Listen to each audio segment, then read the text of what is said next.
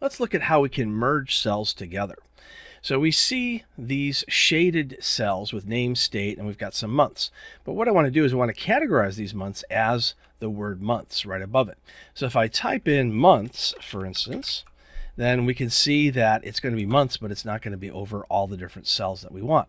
So I want to highlight all these different cells. And then what we're going to do is we're going to merge and center. So under the Home tab, you see the merge and center option. If I hit the drop down, we've got merge and center, merge across, merge cells, and unmerge cells. So I'm going to click merge and center.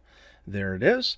And if I want, I can also shade that just by going to some colors and clicking there. So now I've merged and centered.